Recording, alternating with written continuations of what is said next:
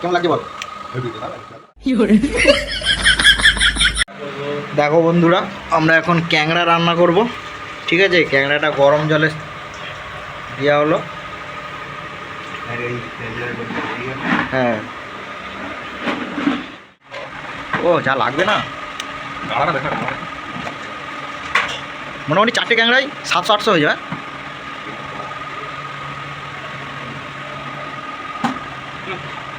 ঠিক আছে বন্ধুরা, তোমরা দেখতে থাকো আমরা কি করি। দেখো বন্ধুরা, এই ক্যাংড়াটাকে জলে দেওয়ার কারণ হচ্ছে এর যে নোংরা ফোংরাগুলো ছিল না, সেগুলো পুরো বেরিয়ে যাবে। তারপরে ভিতরে যে ঘিলুটা আছে ওটা পুরো একদম টাইট হয়ে যাবে। আর একে এখন দাঁত মাজা হচ্ছে, পরিষ্কার করা হচ্ছে, কিছু ময়লা বেরোচ্ছে। দেখো দেখো বন্ধুরা, পুরো পরিষ্কার করে নিয়েছি, দেখতে পাচ্ছ। এবারে রান্না শুরু হবে। দেখো পুরো ভালো করে পরিষ্কার করে নিয়েছি, দেখতে পাচ্ছ। আমাদের এখন কড়াতে আমরা তেল দেওয়ার পরে ক্যাংড়াটা দিয়ে একটু ভেজে নিচ্ছি। ঠিক আছে, দেখতে থাকো।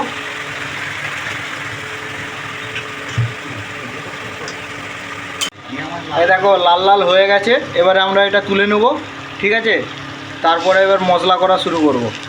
দেখতেই পাচ্ছ তোমরা, একদম পুরো সেই লেভেলের লাল লাল হয়ে গেছে।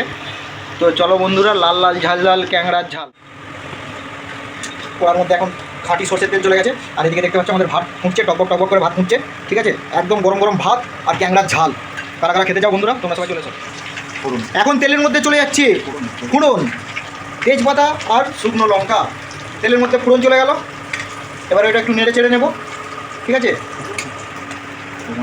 এইবার চলে যাচ্ছে রাজুদার আপেল পেঁয়াজ, যেগুলো আমরা আপেল থেকে ছোটো ছোটো করে কুচি কুচি করে কেটে নিয়েছি। ঠিক আছে, এই দেখো, এই হচ্ছে আমাদের সেই পেঁয়াজ, বিশ্ববিখ্যাত পেঁয়াজ। তোমরা দেখতে থাকো, আমরা রান্না করতে থাকি।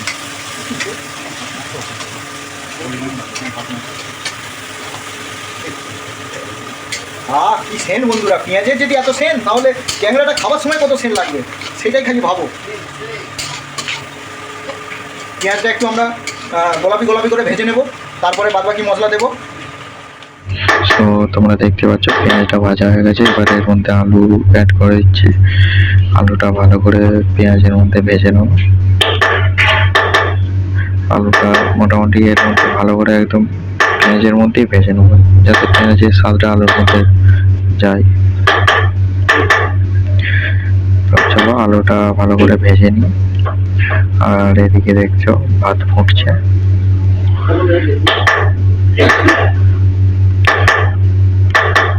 আলুটা পেঁয়াজের সঙ্গে খুব সুন্দর করে ভেজে নেব। তোমরা দেখতে পাচ্ছ আলুটা একদম ভাজা হয়ে গেছে পেঁয়াজের সাথে। এবারে এর সঙ্গে আমরা দিয়ে দেবো মশলা। এর মধ্যে আছে আদা, রসুন, লঙ্কা গুঁড়ো, হলদি গুঁড়ো, তারপরে কি আছে, ধনে গুঁড়ো আছে। ঠিক আছে, এই পেস্টটা এর মধ্যে দিয়ে দিলাম, দিয়ে বেশ ভালো করে নেড়ে চেড়ে একদম বানিয়ে নেবো লাল লাল ঝাল ঝাল।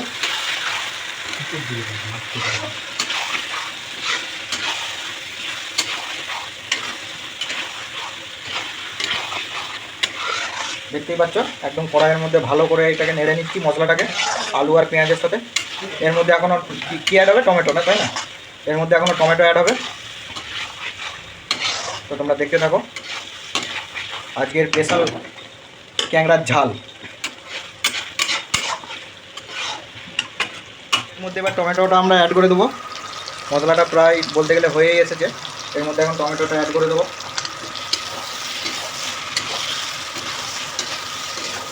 টমেটোটা একদম ভালো করে গলে যাবে, গলে গেলে মশলাটা তবে ভালোভাবে হবে। সেই হিসাবে টাইম মতো জিনিসগুলো দিতে হচ্ছে, তোমরা দেখতে থাকো।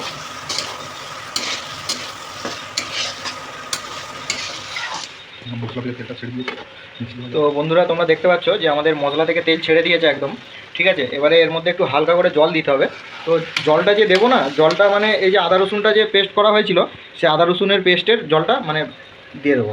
ঠিক আছে, দেখো জলটা দিলে কী হবে, মশলাটা পুরো একদম প্রপারভাবে আলুর সঙ্গে ওর ভিতরে অ্যাড হয়ে যাবে। তোমরা দেখতে পাচ্ছ জলটা দেওয়ার পরে একটা কত সুন্দর কালার এসেছে। এই জলটা যখন একটু হালকা শুকিয়ে শুকিয়ে আসবে, তখন আরও সুন্দর কালারটা আসবে, সে কারণে জলটা দেওয়া। তোমরা দেখতে থাকো। জল দিয়ে একদম কষানো কমপ্লিট হয়ে গেছে, দেখতে পাচ্ছ কত সুন্দর কালারটা এসেছে। ঠিক আছে, এবারে আমরা এর মধ্যে মেন যেটা জিনিস সেটা অ্যাড করবো, সেটা হলো ক্যাংড়া। ঠিক আছে,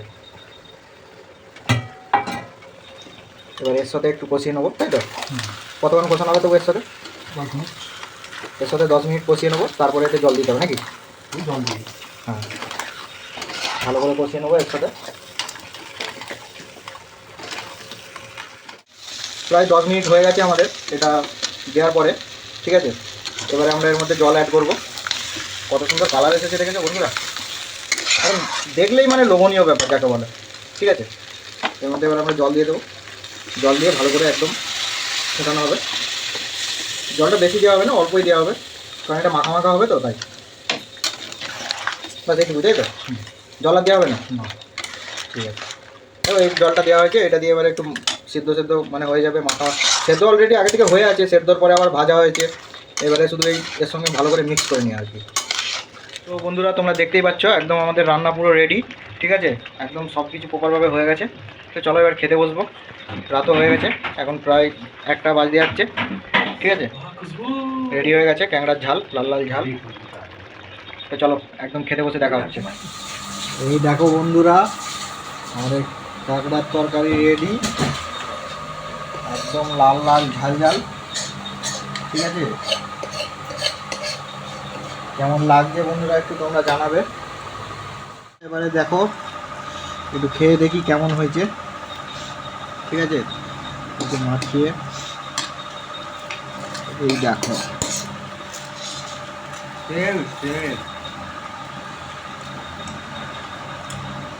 চলো খেয়ে দেখি। হেভি হেভি, খুব সুন্দর। খেয়ে দেখ।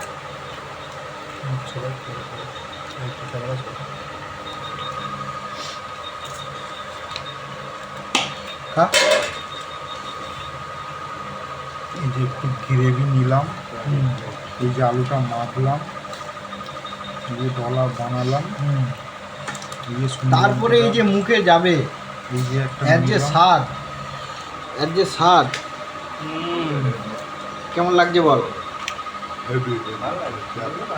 দেখো এটা কাঁকড়ার মাংসটা। ঠিক আছে,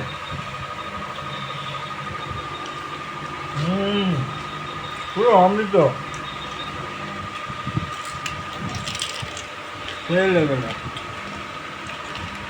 খুব সুন্দর, খুব সুন্দর। তো চলো বন্ধুরা খেয়ে নিই,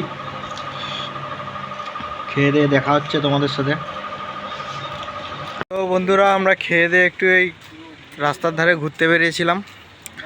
তো আমাদের এই রান্নার ব্লগটা বা রেসিপিটা কেমন লাগলো, যদি ভালো লাগে কমেন্ট করে জানিও, আর যদি পারো একটু লাইক কমেন্ট অ্যান্ড চ্যানেলটাকে সাবস্ক্রাইব করে পাশে থেকো।